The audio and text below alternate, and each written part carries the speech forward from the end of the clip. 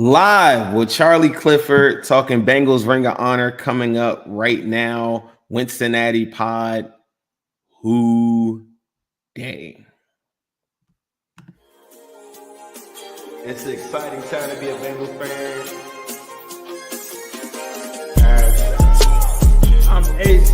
Now we got a special show as always. The voice of the Bengals, Dan Ford, Willie Anderson, Corey Dillon. The name of this thing is called Wincinnati, and I'm not going to stop. Talk to us about that roller coaster season. I'm still going to give you the same AJ. I'm going to work as hard as I can to be the best. Always working ever since I met y'all, boy. I got to get your top 5 receivers. Better, man. Good. Watch out for us. Flying solo in here today on the Wincinnati Pod. Had a couple little issues just now on the stream, so hopefully that didn't mess up anything. We're live on our YouTube. We normally do this in the evening time. I figured we'd give you a lunchtime special. We had a couple different things happen recently. We had the announcement of the Ring of Honor, which we already knew was going to happen today. It happened a little bit earlier than what I thought, around the 10 o'clock mark. We had some good moments with that. We're getting prepared for the NFL season coming up. Training camp is just next week. Some teams are already in camp right now as we speak. So without further ado, I want to introduce you from NBC 5, Charlie Clifford. How you doing today? What's the move? Let's go, Zim. Thanks for having me on. It is impossible not to smile when you watch that intro. That's a great intro. It never gets old. Although, what are you going to do at the end? Mixon's a Texan now. Reader is a Lion. Are they going to stay? Are they going to go? Or what's the decision there? Look, we just had a Yoshi interview a couple of days ago. Yeah. So me and my editing thing. Believe it or not, the craziest thing, my son, he just turned 8. His friends and stuff, they get on TikTok and edit videos and stuff all day. So he's like, man, I got some clips I want to put on. So I'm gonna let him show me some stuff. But I got a lot of stuff in the cut. We're ready to edit, and we're gonna actually come up. That's a good. You're good, because we're actually about to do a new intro coming up soon. I'm 8 years old and editing TikTok videos, man. I'm gonna be out of a job in like 6 months here. This is not good for me. These kids are so different, so amazing, so different than I ever was, man. I'm telling you, like, they got this thing called CapCut and stuff. I watched them argue over picking the Bengals in Madden, so like, now I'm older, we're both older. They do not know about the 90s at all, I promise you. N64, like Blitz, is anyone, these things, TikTok.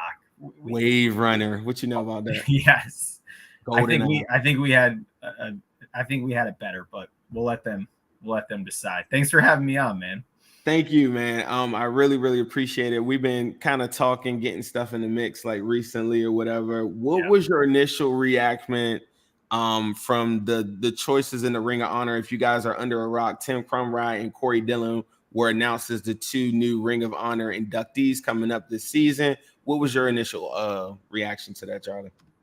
About time, right? I mean, in terms of grit, in terms of winning in the trenches, winning running.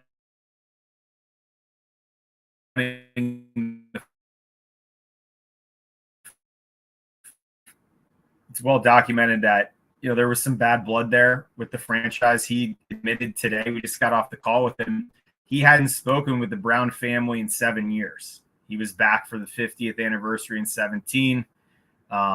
He hadn't gotten into the Ring of Honor between then. There really wasn't a ton to talk about.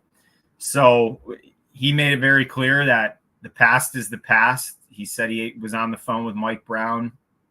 Mike was the one who called him, and he was heading out to the golf range. He was about to turn off his phone and said, I have every Cincinnati number saved. I better call this one back. Sure enough, it's Mike Brown, and he called it a beautiful conversation. He wants to move forward and genuinely honored by this. I think this is going to be, for a guy who's tough as nails, you might see some tears from Corey Dillon here in a couple months with the Ring of Honor. And then Krumrie, 10th round picks him.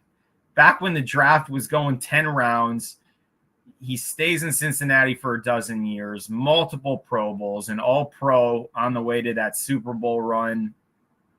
I mean, I don't know if they've made him tougher. So we're excited. We're going to we're going to talk to Tim later today. I think it's a great class, and it sounds like there was fantastic turnout from the voters.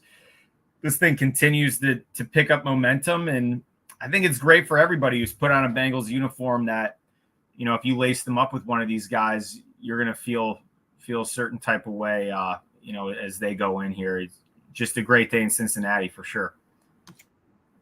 Yeah, one of the things that I had to do when I first started this, because I'm like at this weird spot. I'm in between where I'm not like super young, but I'm not super old either. So it's like this in between portion. I had to go back because I was actually born after the Super Bowl.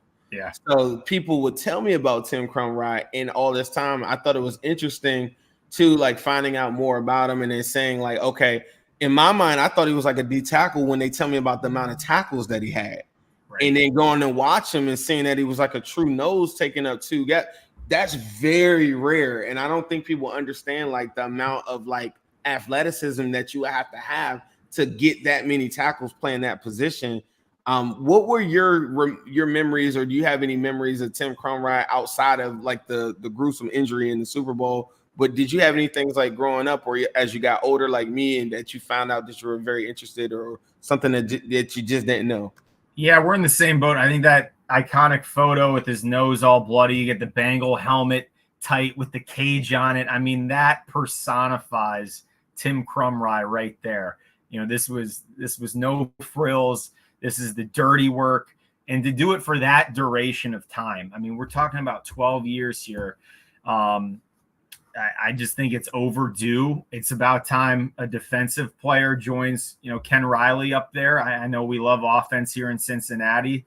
That's what makes the engine go these days. But, man, I just think this year is going to come down to the same thing. You know, as much as the game evolves offensively, the teams who are standing in February, those are some of the nastiest defenses. You cannot sneak by with an average defense, and you know guys like Krumrie are the people that put you over the top. So what a cool deal. He still lives in town, you know, he's still around, and I know you're coming up for Jungle Jim with Bengal Jim quarterbacking this great thing this weekend. So I wouldn't be too surprised if maybe he pops over there too. Why not, right?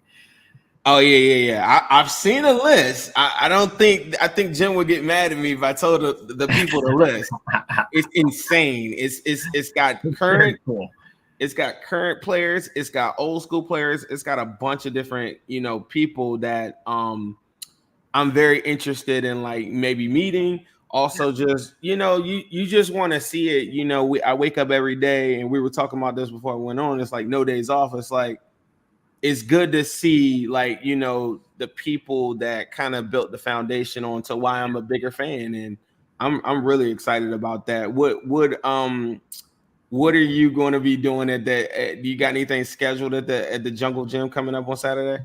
No, we're just going to spotlight it. I mean, Bengal Jim, all those guys, Tony the Tiger. You know, there's such a pack that we see at every road game.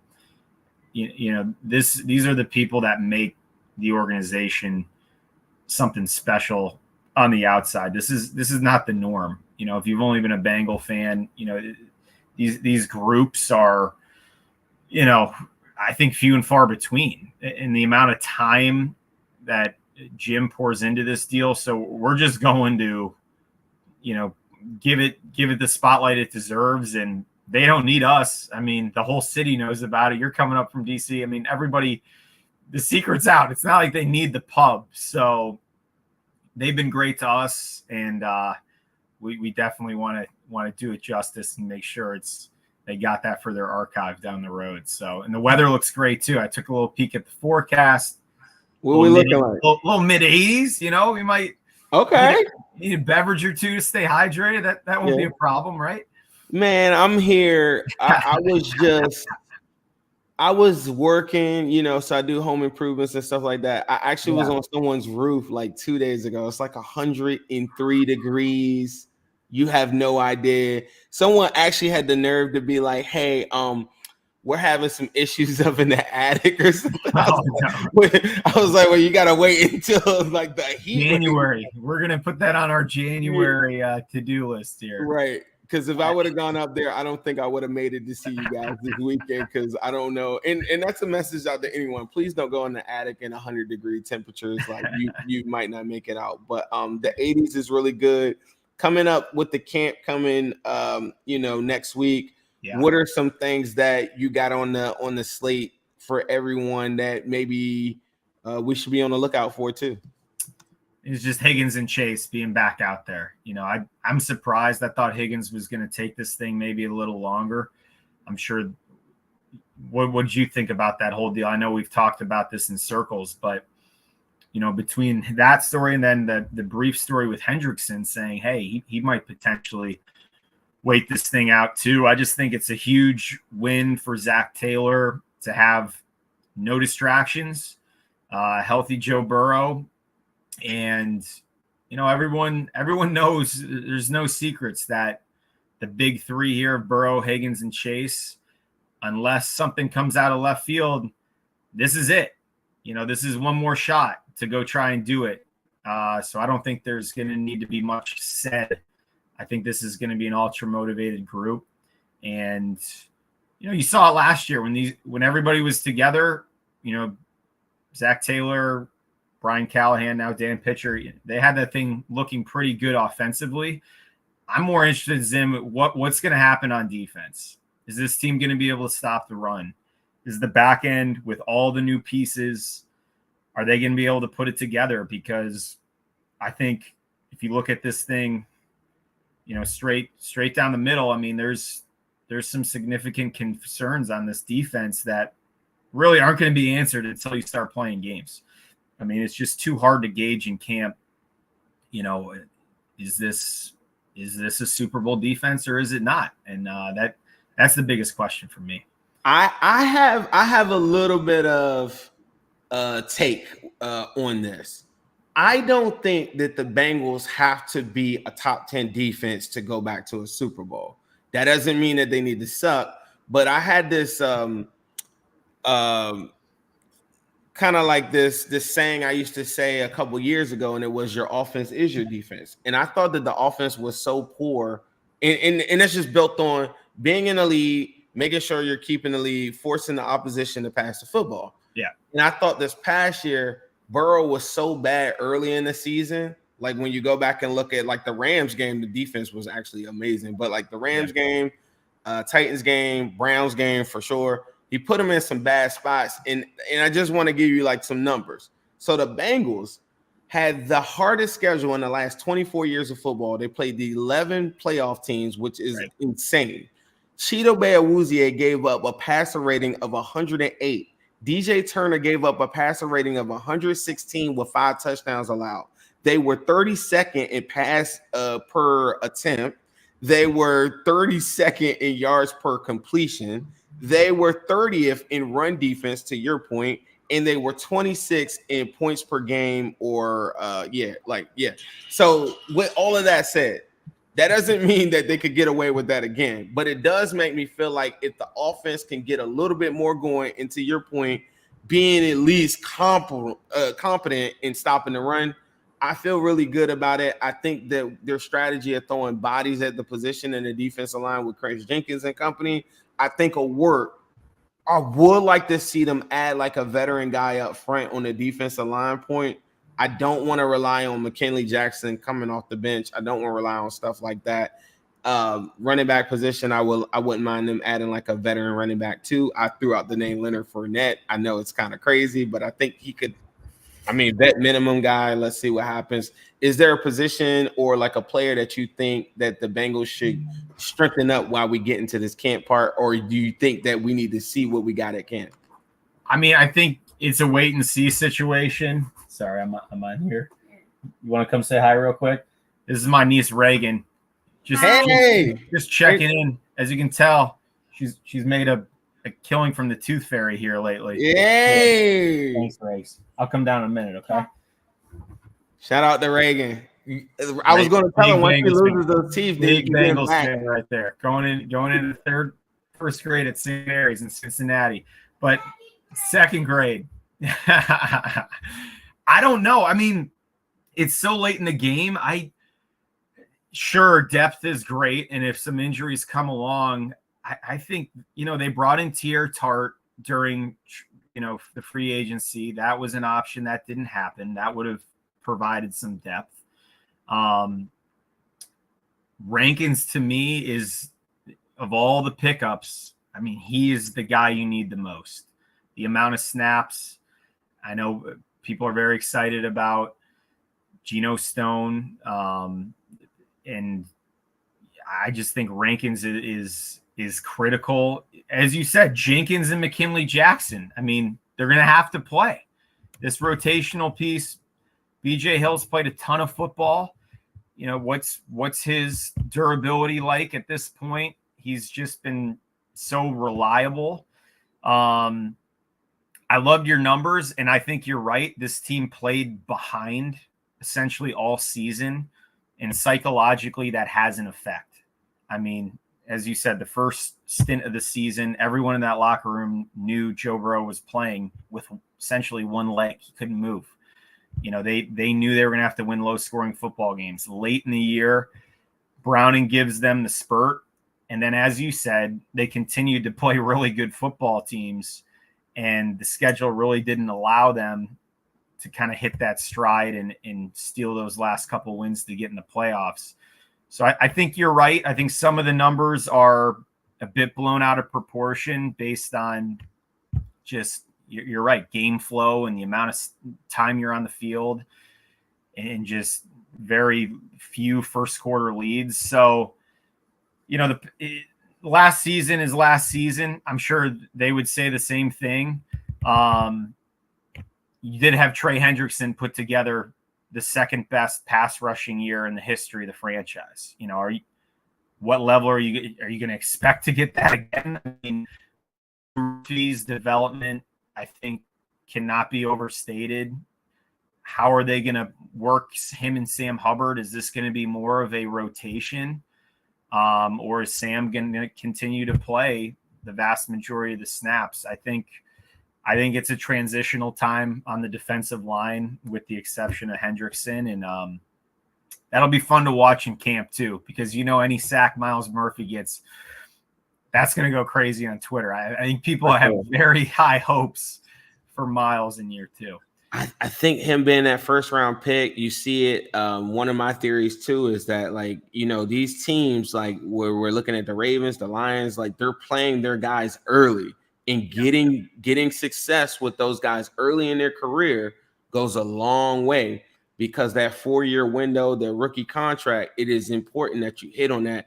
And I don't know if I'm the biggest Myles Murphy fan before, but I am now, because I really feel like if he takes that next step, we look at all these other edge rushers, Trey Hendrickson essentially is doing this alone. Whereas I'm looking at a TJ Watt, he's got a Highsmith on the other side. You got every combo that you could think of, they got a pretty good, guy that they can, duo up with, so to speak. So I am really, really interested in that one. You brought up a good point about the camp battles or whatever. There are going to be some good ones. That cornerback one is the one I'm looking at. The Dax Hill or DJ Turner one, I don't know how that's going to go. You got any predictions on any of that? I don't, because this spring it wasn't enough to see how much has Turner improved, and then also how comfortable does Dax Hill look out there. I would say he didn't look out of place. I mean, he made some plays on the ball, but until, again, I think it's just tough until it's game speed, until it's full contact. I mean, how much of a gauge can you really get? I think they're going to need them all. I mean, rotation on the outside, I'm sure Lou Anarumo is hoping, okay, Cam Taylor-Britt's ready to play at a Pro Bowl level, and his health is a huge deal.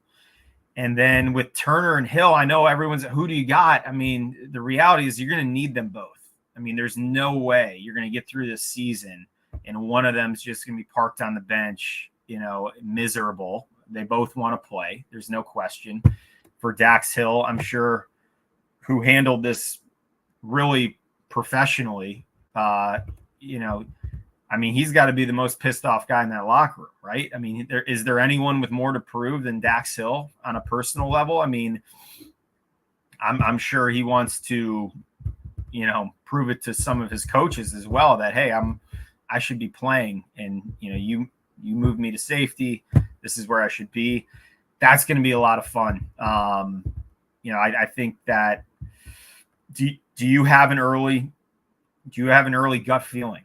Because ultimately, one guy's going to start week 1. I don't.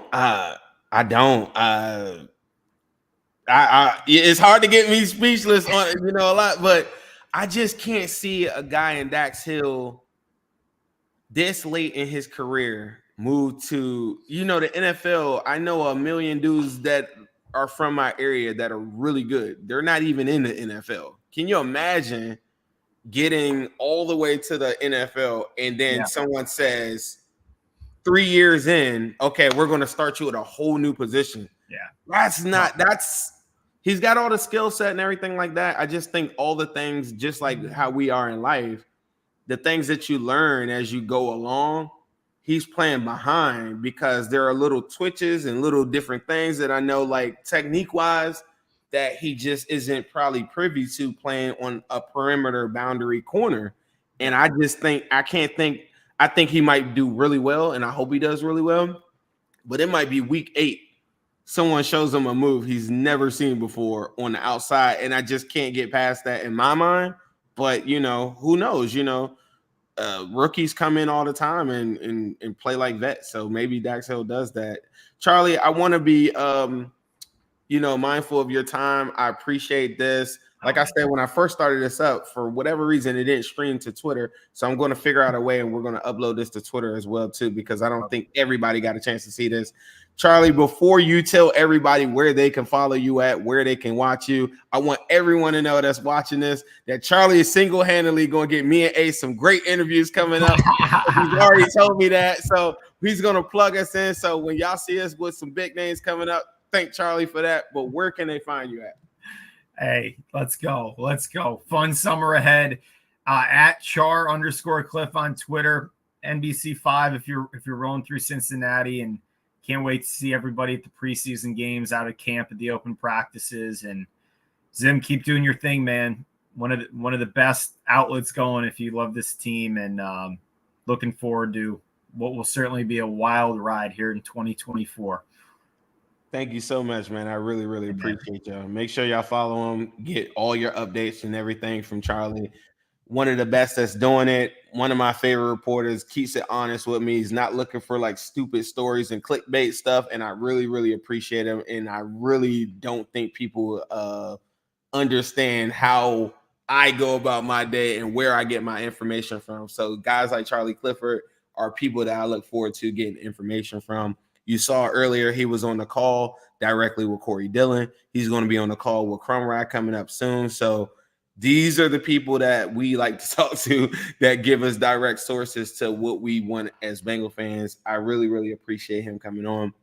I thought that was a really good convo. If you're watching this on YouTube, Alex, I see you in the comments. I really, really appreciate you. I think I'm going to do something like another show where I'm going to take this interview and put it on there too, because something happened when I went to start up and the upload for Twitter wasn't there. So I really want all the people that watch on the Twitter to see this too. So we're going to figure out different ways to do that. I don't really have much else to say. I think I'm going to go look on here right now. I might do like a quick Twitter space, just talking about the Ring of Honor a little bit, but we'll get this thing popping. I can't think of anything else that I want to bring to everyone's attention. We had some really good quotes from Jamar Chase recently. Check those out on the Wincinnati Pod. Make sure that you go and tap in with the best chicken wings in town when you're in Cincy as well.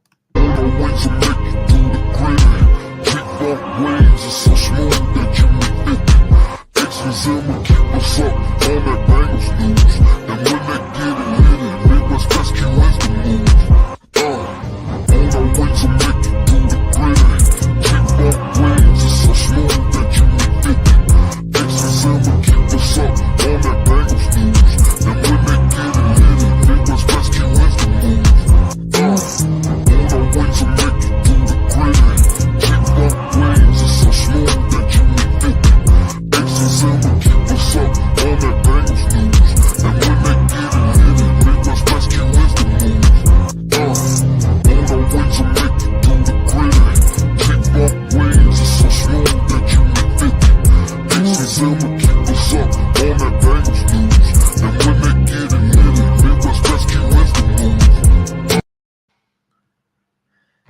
Go get the best chicken wings in town, best ribs, best food, best people, Midwest best barbecue at 669 Loveland Court in Loveland, Ohio.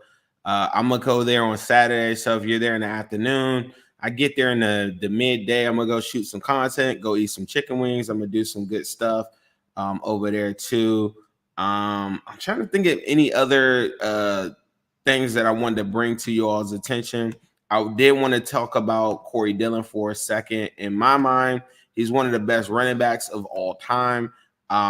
Hopefully we'll get him back on the stream pretty soon. I had a brief moment where I had a chance to talk to him as well too. I think me being a Bengals fan, a lot of times like our players don't get celebrated enough. I think Corey Dillon is an example of he played on some really bad teams. But then when he had a chance to go win a championship with a good team, he immediately did that, and he was a key contributor in that. Corey Dillon is one of the, I would say, like a top 15 running back in the history of football. Probably at the bottom of the 15, depending on how you rank your running backs. But dude was unstoppable. I really think clock killing CD was that dude, and I'm really, really excited for him. I actually had talked to him briefly and told him, he already knew, but, I'm really, really excited about that. Another guy that I think that is two different guys. I think Dave Lapham is a guy that a lot of people are going to bring up coming up soon that they think should get voted in. I think, to me, I would do it in a separate category as like a media member or something. That's my personal opinion, I guess. I think the other thing that I think people don't talk about enough is they want Lapham in so he can smell his flowers, but there's just a backlog of a lot of different deserving people. I thought for sure that this was going to be Corey Dillon and Lamar Parrish. I thought Lamar Parrish was just as important, I thought, as Ken Riley at the time. I know Ken Riley has gotten a lot of interceptions and raked up a lot of stats, but Lamar Parrish, when you go back and go look at those numbers, go look at the impact that he had on games, I thought was super important.